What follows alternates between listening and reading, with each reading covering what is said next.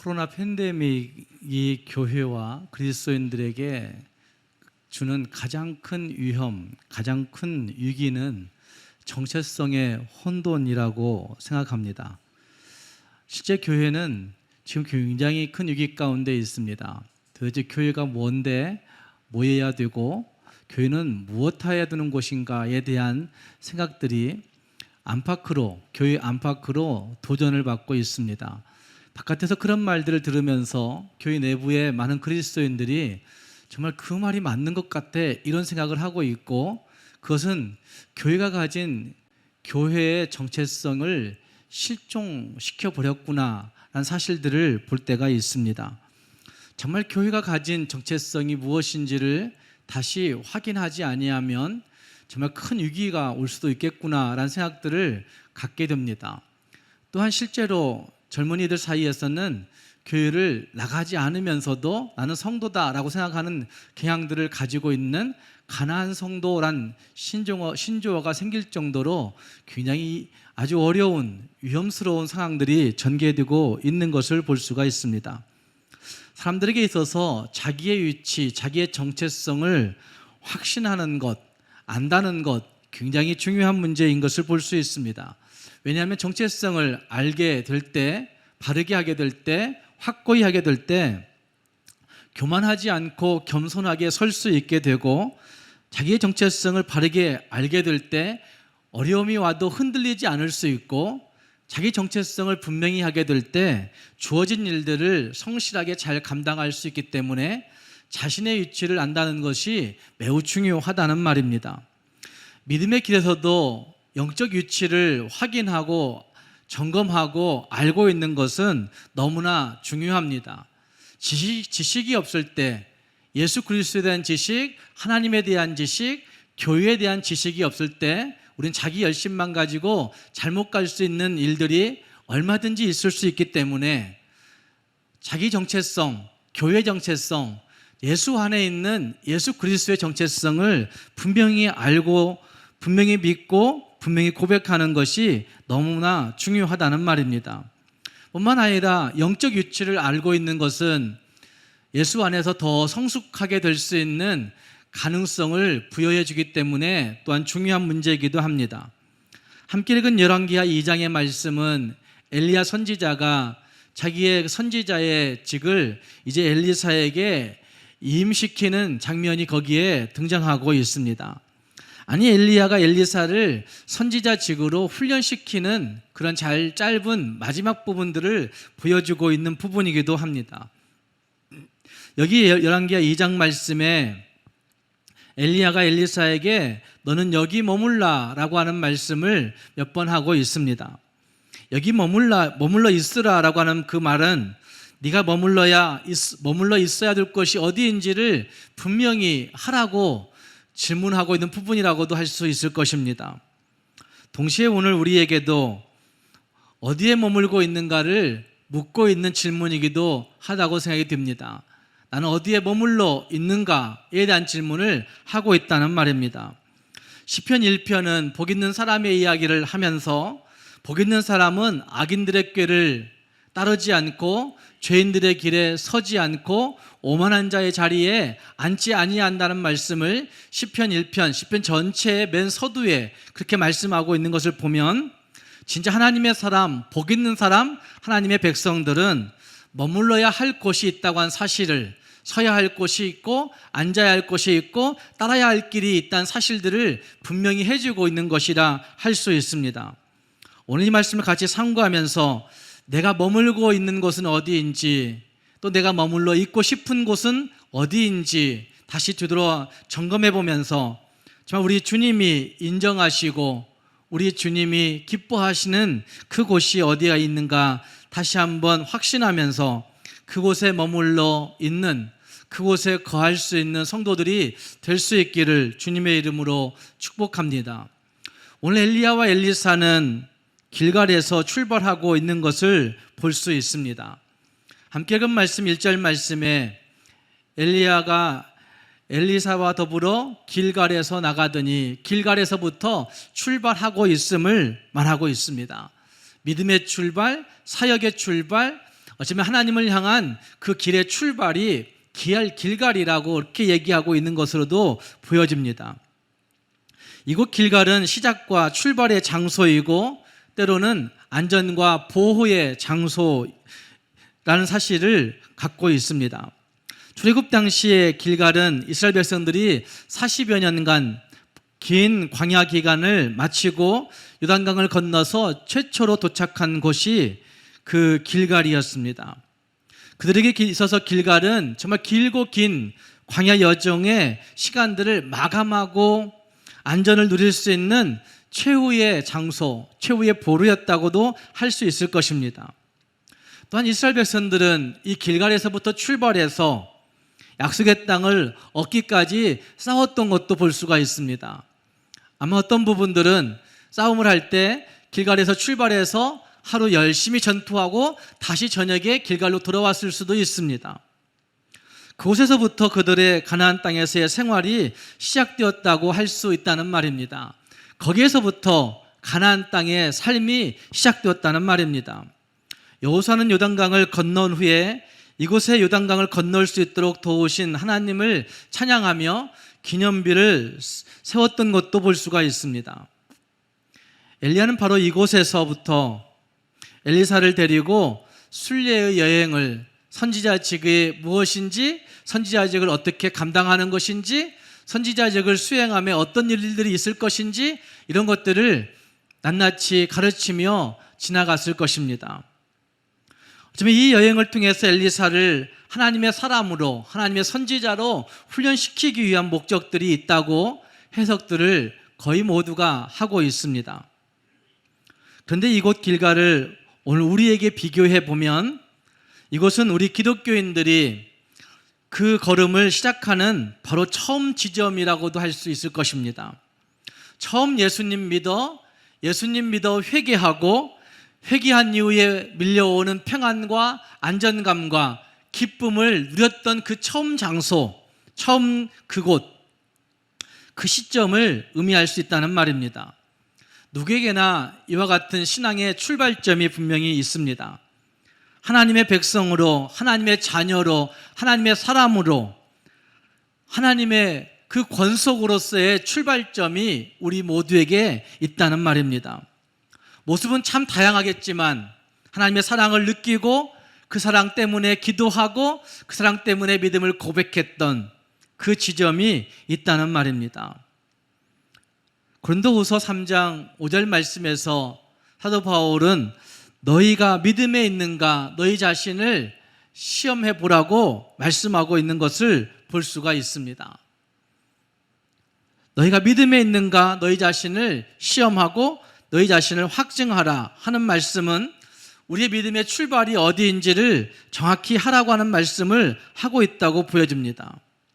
또한 예수 그리스도께서 너희 안에 계신 줄을 알지 못하느냐?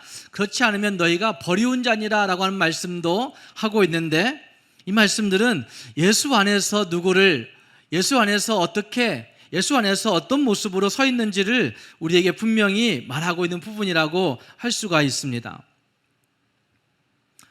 사도 바울은 이와 같은 모습들을 사도행전에서 예수 만나는 시점에서부터 시작합니다. 예수 알기 전에는 그가 예수 믿는 자들을 핍박하고 잡아 죽이려고 하는 일들에 혈안이 되어 있었습니다. 그래서 그는 가이사랴 그 공회로부터 그 고난을 받아가지고 다메섹에 있는 성도들을, 예수 믿는 성도들을 죽이려고 찾아가다가 거기서 예수를 만나게 됩니다. 사도행전 9장의 이야기죠.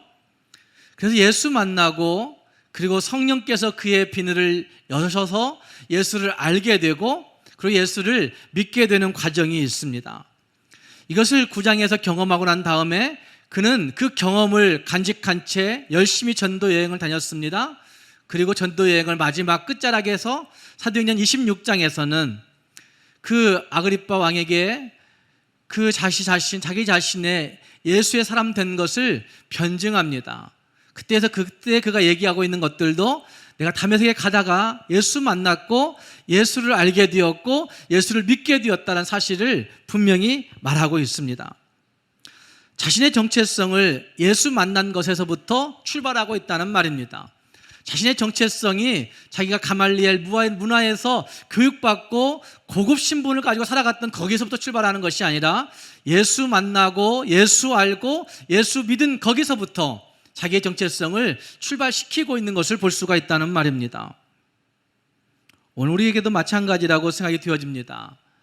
예수 만난 시점, 그리고 성령께서 내 마음을, 내 지성을 감동시키셔서 예수 알게 되는 시점, 그리고 내 모든 것들이 그 예수 앞에 굴복하여 예수를 믿는다고 고백하는 그 시점, 아마 우리 모두에게 있을 것입니다. 이 하나님과의 관계가 시작된 지점이 어디인지 이걸 생각해 보아야 된다는 말입니다. 엘리사에게 길갈이 시작에 매우 중요한 의미를 가지고 있는 것처럼 오늘 우리에게도 이 길갈이 어디인지를 기억해 보아야 됩니다. 코로나 팬데믹으로 말미암아 마음껏 신앙생활을 그전에 해왔던 신앙생활의 패턴을 다 잃어버릴 것 같은 위기 상황에 있는 우리들이 다시 뒤돌아 성역 점검해야 할 것은 내가 예수 만났는지, 내가 진짜 예수 알고 있는지, 진짜 내가 예수 믿고 있는지에 대한 그 시작, 그 길가를 점검해 볼 수 있어야 된다는 말입니다. 두 번째로 우리가 생각할 수 있는 것은 베델에서의 예배입니다. 베델은 제사 드리는 장소였습니다. 그러나 동시에 베델은 영적인 고뇌가 있는 장소가 베델이라고 생각합니다. 영적인 고심으로 말미암아 몸부림친 장소, 그 장소가 베델이라 할 수 있다는 말입니다. 엘리야는 엘리사를 베델로 이끌고 갑니다. 그리고 베델로 올라가는 그 모습들을 거기 2절 말씀이 잘 소개해 주고 있는데, 엘리사는 엘리야에게 그렇게 얘기합니다.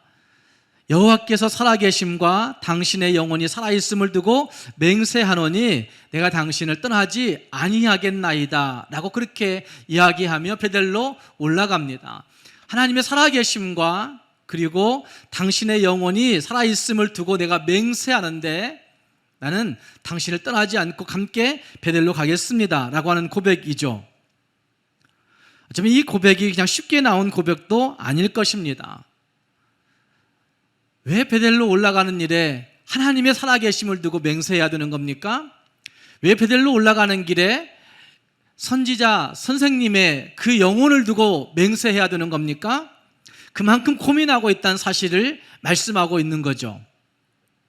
베델은 하나님의 집이라는 뜻을 갖고 있습니다. 이곳은 하나님께 희생제사를 드리고 그분을 만나 뵙고 교제했던 장소가 베델이었습니다. 창세기 12장 말씀과 13장에서 베델에서 하나님을 아브라함이 만나고 여호와의 이름을 불렀던 흔적도 있고, 그 후에 야곱이라고 하는 사람이 형 에서를 피해서 도망치다가 하나님을 엉겹결에 만나 뵙고 신앙을 고백하면서 자기로 하여금 안전하게 돌아오게 해주시면 하나님, 내가 이곳으로 하나님의 전을 삼고 하나님 앞에 10분의 1을 다 드릴 것이고 그리고 하나님 앞에 돌아오겠다라고 서원했던 곳이 베델이었습니다. 이런 소원들이 그냥 나오는 것이 아니죠. 아마 야곱은 평생을 그렇게 사기꾼과 같이 살아왔던 야곱이었는데, 이런 고백을 한다는 것은 그 밤중에 얼마나 무서웠으면, 그 밤중에 얼마나 힘들었으면, 그 밤중에 얼마나 고민을 했었으면 그가 이런 고백을 하겠습니까? 그러나 베델은 그냥 나오는 고백이 될 수 없다는 말입니다. 지금 우리는 하나님을 예배함에 있어서 너무 쉽게, 너무 편안하게 예배라는 것을 너무 쉽게 해왔었습니다.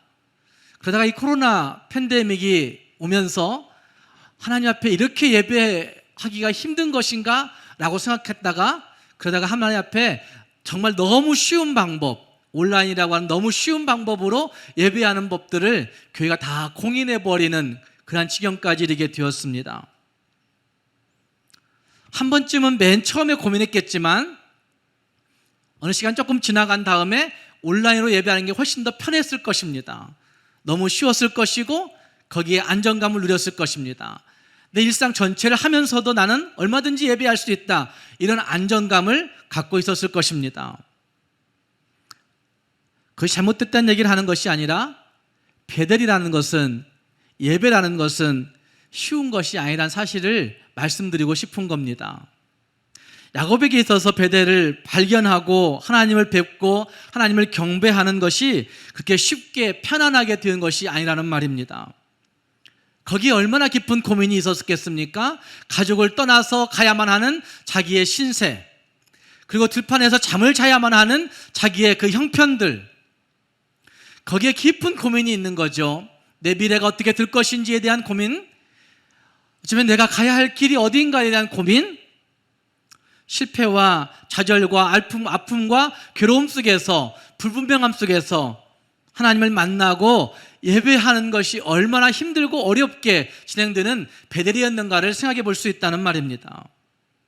하나님 만나지 아니하면 안 되는 절박함을 가지고 하나님 앞에 예배하는 장소, 바로 그것이 베델이었습니다. 하나님께 예배하지 않으면 안 되는 간절함을 가지고 하나님 앞에 간절하게 기도했던 기도의 장소, 바로 그것이 베델이었습니다. 그렇게 볼 때 우리는 이 베델이 나에게 있는지 생각해 보아야 됩니다. 쉽게 예배한다, 평안하게 예배한다, 내 일상을 해끼치지 않으면서 나도 얼마든지 예배할 수 있다가 아니라 그 예배 가운데 내 정신이 집중하고 있는 베델인지, 내 모든 것이 정말 간절히 갈망하며 하나님을 만나기를, 배우기를 간절히 원하고 있는 예배인지, 이 베델에서의 회복이 우리에게 있어야 된다는 말입니다. 엘리야는 베델에 머무는 동안 자신들의 선조들이 제단을 쌓고 제사 드렸던 역사적인 사실들을 엘리사에게 소개했을 것이고, 그 소개들을 받으면서 여러 가지 충격을 받았을 수도 있을 것입니다. 왜냐하면 엘리야의 시대뿐만 아니라 그 전의 시대에도 정치적으로 또 영적으로 굉장히 어두운 시대를 살아왔었고, 지금 엘리야의 시대도 마찬가지 굉장히 어두운 시대였기 때문에 그렇습니다. 특별히 우리가 엘리야의 시대로 기억하는 것은 이스라엘의 역대 왕 중 가장 극악하고 퇴폐적인 왕이라고 할 수 있는 아합 왕이 통치하던 시대였습니다. 그런데 선조들이 그곳 베델에서 하나님을 만나고 하나님을 예배했다는 사실을 생각하면서 그는 충격을 받았을 것이란 말입니다. 지금 우리는 하나님을 이렇게 예배하지 않는데, 선조들은 베델에서 하나님 만났었구나. 지금 우리는 이방 많은 우상신들을 섬기고 있는데 그때 선조들은 베델에서 하나님만을 예배했구나 라는 사실을 함께 접하면서 그곳에서 굉장히 큰 충격을 받았을 것이라는 말입니다. 그래서 그 베델은 엘리사에게 좋은 교육의 장소가 되었을 것입니다. 그리고 그는 그릿과 사르밧에서 하나님께 제단을 쌓았었습니다. 이곳 베델은 성경 역사적으로 우리에게 그분 하나님을 만나 뵙기 위하여서 나에게 있어서 가장 소중한 것들을 포기하고 버리고 하나님 앞에 나아가는 예배의 장소가 베델입니다. 하나님을 갈망하기 위해서 내가 내려놓아야 할 것들이 무엇인지를 알게 만드는 것이 베델이라는 말입니다. 사랑하는 여러분, 우리에게는 베델이 어떤 곳입니까? 오늘 나에게 있어서 베델은 하나님을 갈망했던 그 장소, 하나님 앞에 간절히 기도했던 그 장소, 그 경험이 있는 베델은 과연 어디인지 한번 생각해 볼 수 있기를 바랍니다. 그리고 그 다음은 여리고로 가고 있는 것을 볼 수 있습니다. 이 여리고는 하나님의 도우심을 받으며 약속의 땅을 얻기 위해서 나아갔던 이스라엘의 첫 번째 공격 목표였던 곳이 여리고였습니다.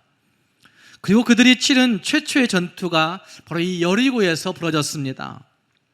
지형상 여리고는 군사적 요충지라고 합니다. 그래서 여리고를 정복하는 것은 앞으로 가나안 땅을 정복해가는 모든 과정 속에서 필수적으로 거쳐가야 하는 곳이고, 그곳 정복하고 나면 그 다음은 조금 더 쉬울 것 같은 그런 장소가 바로 이 여리고였다는 말입니다. 그런데 우리가 잘 알고 있듯이 그 여리고성을 어떻게 점령합니까?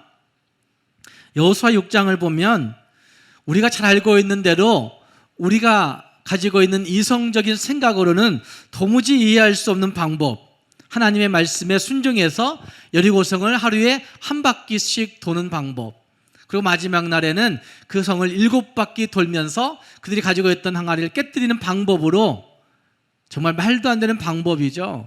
그냥 성을 돌았더니 무너졌더라, 이 이야기잖아요. 있을 수 없는 일이 벌어진 것이죠. 그래서 요즘도 좀 극성 신앙이 있는 사람들은 자기들이 점령해야 될 선교지를 땅 밟기를 한다고 이야기합니다. 그것도 의미 있는 일이기도 한 것 같습니다.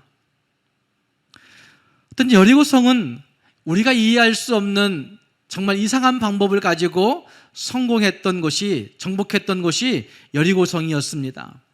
하나님의 말씀에 순종함을 통하여 정복할 수 있구나, 하나님의 말씀에 순종함을 통해서 승리할 수 있구나 라는 사실을 보여내는 곳이 여리고라고 할 수 있다는 말입니다.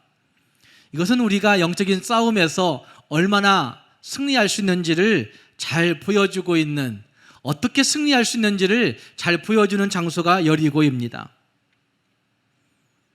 엘리야의 시대보다도 오늘 우리의 시대에 더 많은 영적 싸움이 있는 것 같습니다.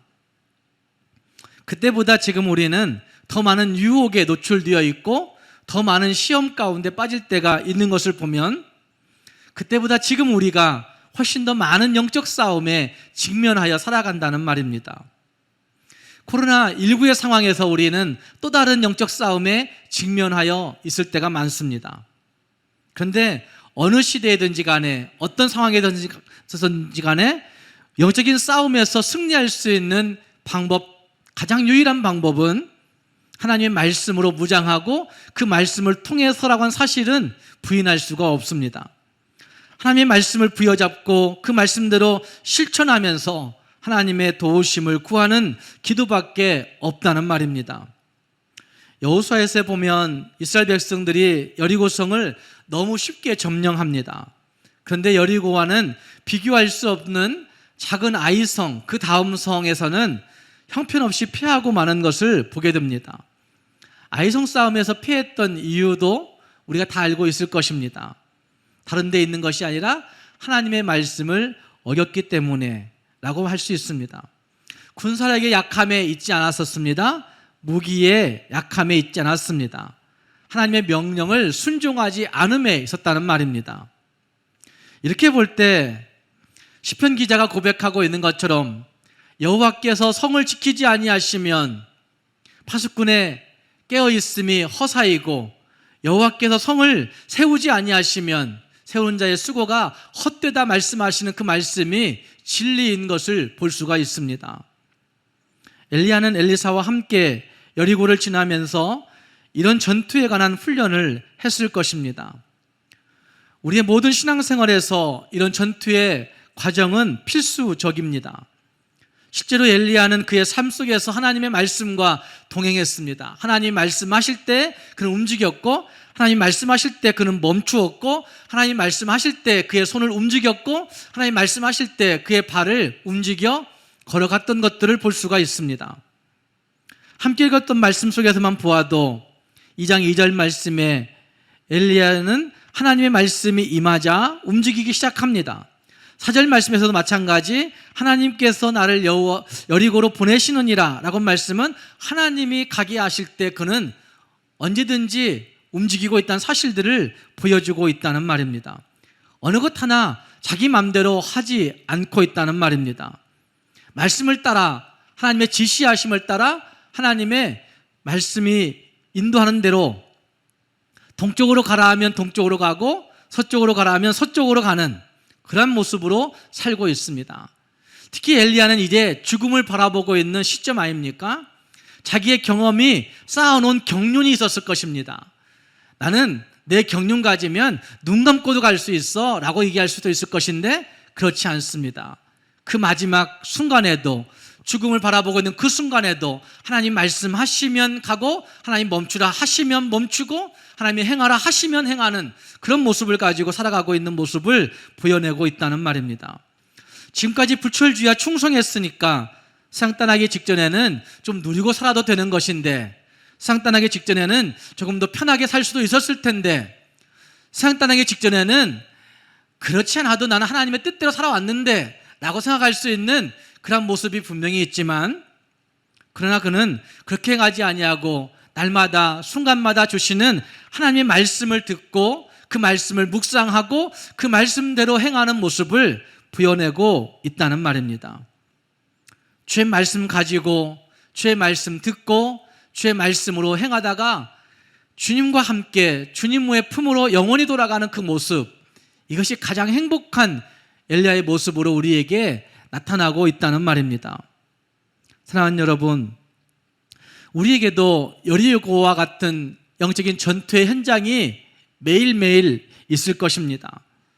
이 전투에서 승리할 수 있는 단순한 방법, 가장 쉬운 방법은 하나님의 말씀을 듣고 그 말씀을 읽고 그 말씀을 새기고 그 말씀으로 살아가는 것입니다. 단순한 것 같은 그것이 우리의 노력으로, 우리의 지혜로, 우리의 힘으로 잘 안 될 때가 너무나 많습니다. 그렇기 때문에 우리는 날마다 주의 말씀을 가지고 엎드리고 주의 말씀으로 살아야 되겠다 결단하고, 내 이성적인 판단과 내 지적인 능력과 내 모든 감정적인 것들을 주의 말씀 앞에 굴복시켜 살아가는 것이 필요한 것입니다. 우리 모두가 나에게 있어서 영적인 전투의 현장, 여리고는 어디인지 다시 뒤돌아보면서 주의 말씀을 가지고 살고자 결단할 수 있는 우리 모두가 될 수 있기를 바랍니다. 마지막 그 엘리야가 엘리사를 데리고 간 곳은 요단강입니다. 요단강을 엘리야와 엘리사가 마지막 건너게 되고 그 강을 건넌 후에는 엘리야는 승천, 하나님께 부름받게 되는 것을 볼 수가 있습니다.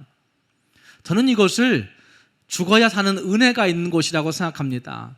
죽어야 사는 은혜가 있는 곳, 죽어야 사는 능력이 있는 곳이 요단강이라고 생각합니다. 우리는 요단강을 종종 죽음을 연관해서 상징시켜서 부르기도 합니다. 생각하기도 합니다. 하지만 요단강은 이와 같이 죽음의 장소인 것 같습니다. 이곳을 건넌다는 것은 죽음과 같이 연관지어서 생각한다는 말입니다. 그곳 건너야만이 가나안 땅을 얻을 수 있고 그곳 건너야만이 천국 갈 수 있다, 이렇게 생각한다는 말입니다. 그런데 다시 생각해 보시면 엘리사는 그 요단강 건너갔다가 다시 혼자 건너옵니다. 이걸 보면 요단강은 자아를 죽이는 곳, 내 못된 내 성향을 죽이는 곳, 그것이 바로 요단강입니다. 자신의 생각과 판단으로 하나님의 뜻을 이루려 했던 그 모든 것들을 다 수장시켜버리는 곳, 바로 그것이 요단강이라고 할 수 있다는 말입니다. 어리석고 헛된 열심들을 가지고 자기 뜻을 이루면서도 하나님의 뜻이라고 우겼던 그 우격다짐들을, 그것들을 다 내려놓고 죽이는 곳, 바로 그것이 요단강이라고 할 수 있다는 말입니다. 다 버려야 되는 곳, 다 포기해야 되는 곳, 다 내려놓아야 되는 곳, 바로 그것이 요단강이라고 할 수 있다는 말입니다. 가짐보다는 쓰임이 중요하고 체험보다는 비움이 더 소중하고 움켜잡는 것보다는 내려놓는 것이 더 알찬 것이라는 사실들을 보여내는 것이 바로 이 요단강이라고 할 수가 있다는 말입니다. 사랑하는 여러분, 요단강을 건너서 신앙생활 하고 계십니까?